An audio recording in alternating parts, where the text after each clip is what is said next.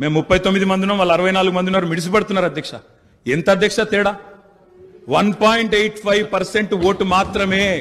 1.85%. కొంతమంది ఎన్ఆర్ఐస్ కి ప్రజాస్వామిక స్ఫూర్తి అర్థము అవగాహన కాదు. మనం ప్రయత్నం చేసినా కూడా వారు తెలుసుకునే ప్రయత్నం చేయరు. ప్రజాస్వామ్యంలో 49కి 0 వాల్యూ ఉంటుంది, 51కి 100% వాల్యూ ఉంటుంది. ఎందుకంటే 51% ఓట్లు, 51% నెంబర్ ఉన్న వాళ్ళు ప్రభుత్వాన్ని ఏర్పాటు చేస్తారు.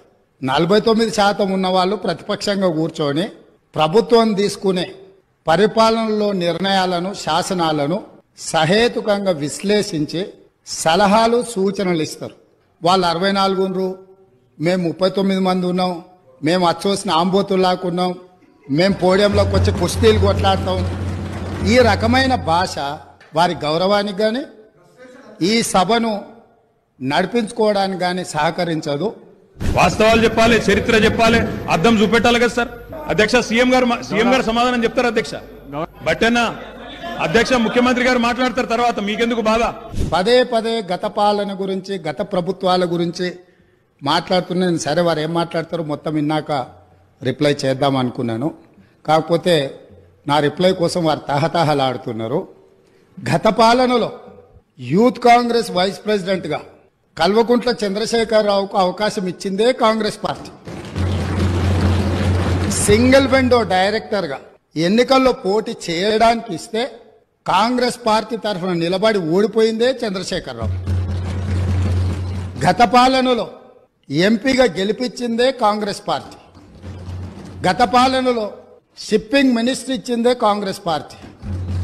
ఆ తర్వాత కార్మిక శాఖ మంత్రి ఇచ్చిందే కాంగ్రెస్ పార్టీ. మేము 39 మంది ఉన్నాం, వాళ్ళు 64 మంది ఉన్నారు, మిడిసిపడుతున్నారు అధ్యక్ష. ఎంత అధ్యక్ష తేడా?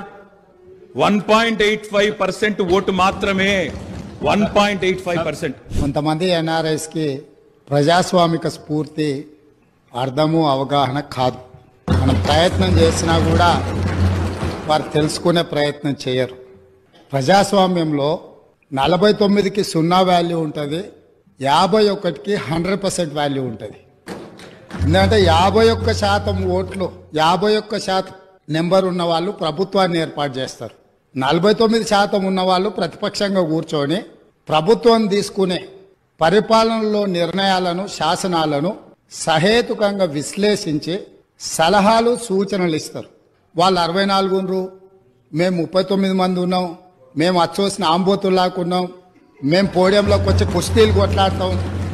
ఈ రకమైన భాష వారి గౌరవానికి కానీ ఈ సభను నడిపించుకోవడానికి కానీ సహకరించదు. వాస్తవాలు చెప్పాలి, చరిత్ర చెప్పాలి, అర్థం చూపెట్టాలి కదా సార్. అధ్యక్ష సీఎం గారు సమాధానం చెప్తారు అధ్యక్ష.